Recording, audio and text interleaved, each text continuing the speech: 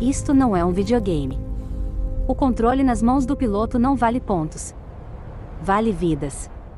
O zumbido que você ouve não é uma trilha sonora. É o som da nova face da guerra. Esqueça o mito do fantasma de Kiev. A lenda de um único piloto herói serviu para inspirar. Mas a realidade no campo de batalha ucraniano é muito mais brutal, anônima e revolucionária. A verdadeira guerra aérea não está sendo travada a 10 mil metros de altitude, por caças de 80 milhões de dólares. Ela está sendo travada aqui, a 10 metros do chão, por máquinas que custam menos que um smartphone. A história não contada dos drones de guerra, desde seu nascimento esquecido na Segunda Guerra Mundial até a operação secreta, que humilhou as defesas aéreas russas. Este é o legado da arma dos fantasmas.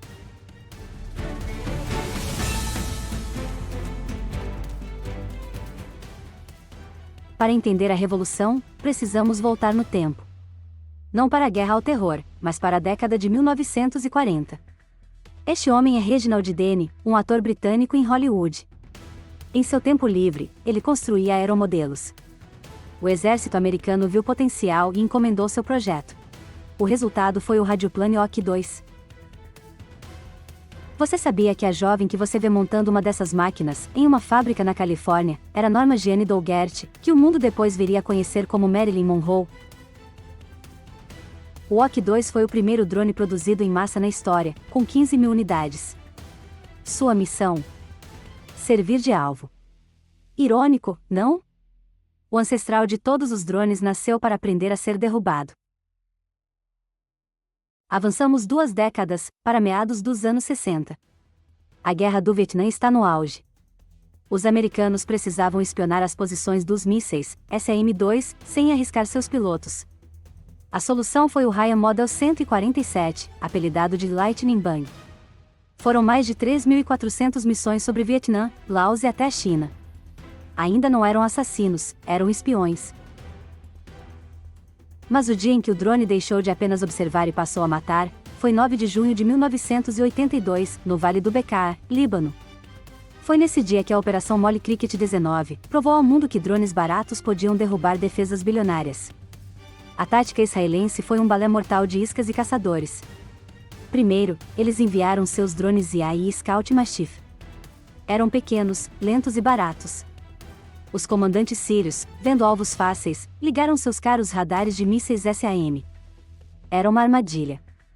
No instante em que os radares eram ativados, eles emitiam um sinal eletrônico que era como um farol, na escuridão para os caças F-4 Phantom israelenses, que vinham logo atrás, armados com mísseis antirradiação. O resultado foi devastador. Em menos de 2 horas, Israel destruiu 17 das 19 baterias de mísseis SAM sírias.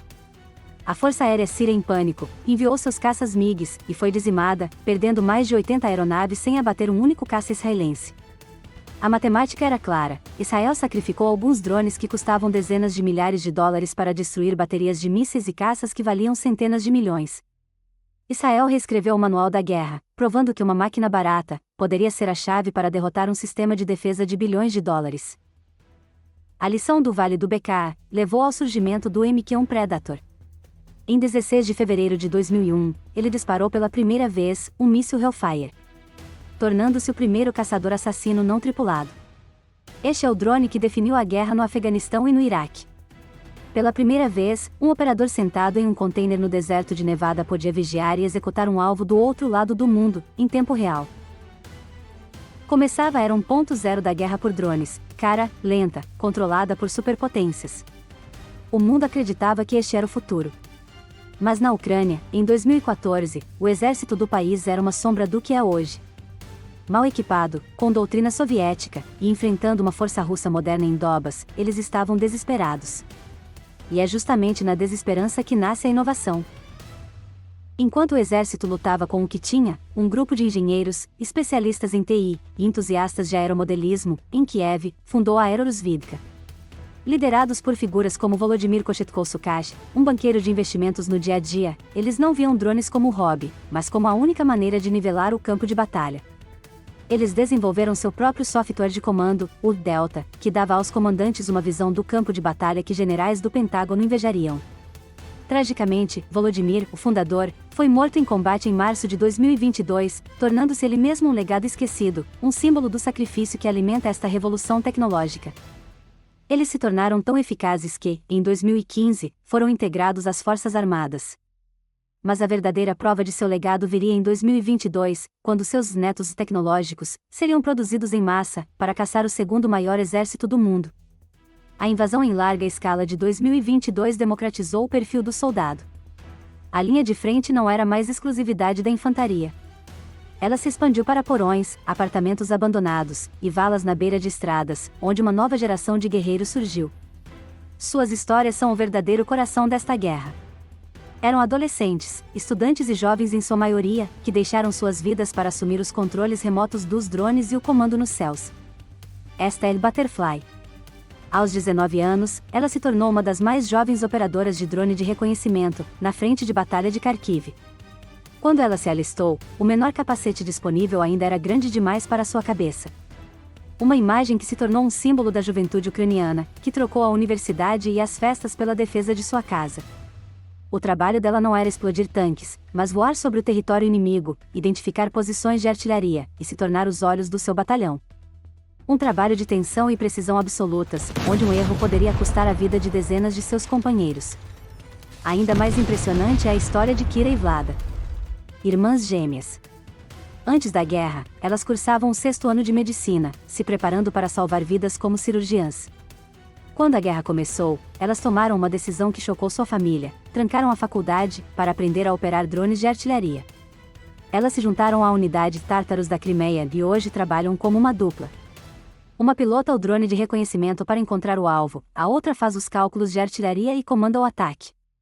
De futuras médicas, elas se tornaram caçadoras, usando a mesma precisão que teriam em uma sala de cirurgia para guiar o fogo sobre as forças inimigas. Mas o que significa, na prática, ser um piloto de drone no dia a dia? Não é um filme de Hollywood.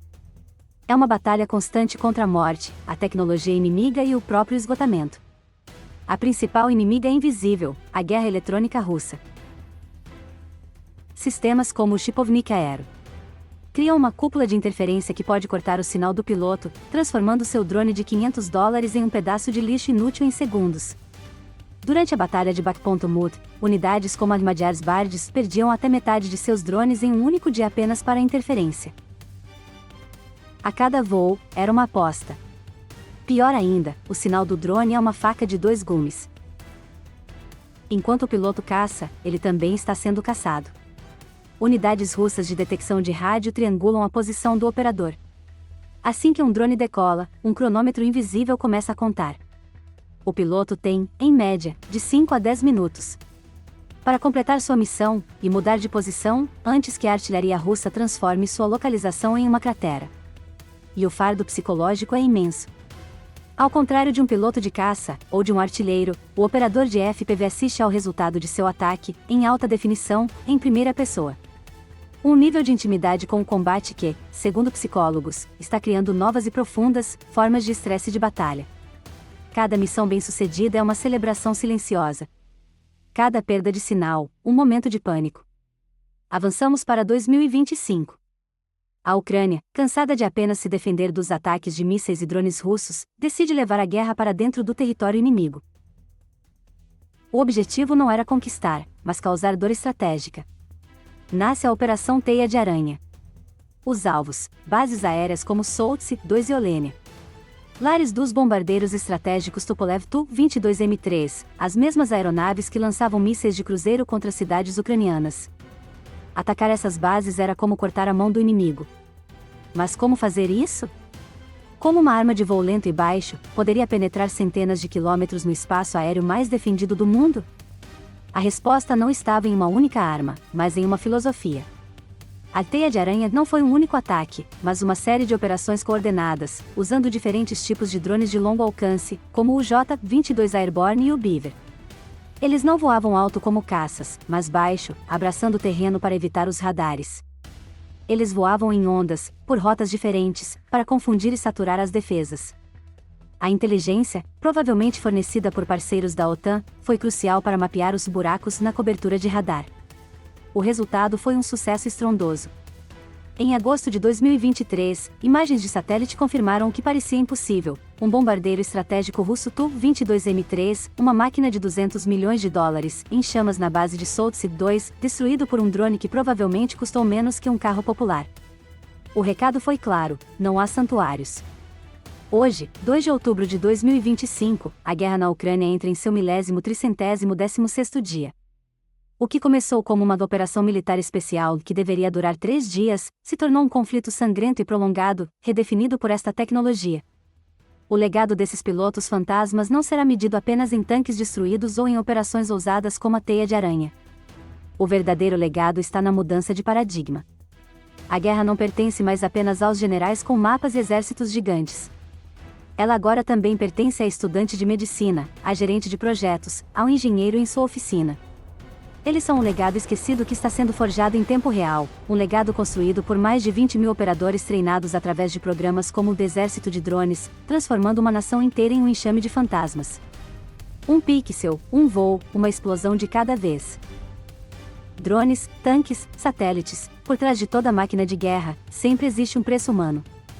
Na Ucrânia, milhares de jovens tiveram sua juventude roubada. Sonhos interrompidos pela ganância de líderes, que nunca pisam no campo de batalha. Guerras que poderiam ter sido evitadas, mas que continuam a consumir vidas, como se fossem números em um tabuleiro. Lembrar dessas histórias não é apenas falar de armas e estratégias, é honrar aqueles que nunca tiveram a chance de viver em paz. É não deixar que o silêncio esconda o custo real da guerra. Se você acredita que a história precisa ser contada com verdade, com coragem e sem medo, junte-se a nós. Inscreva-se, ative o sino e faça parte dessa resistência contra o esquecimento. Porque cada história revelada é uma vida lembrada.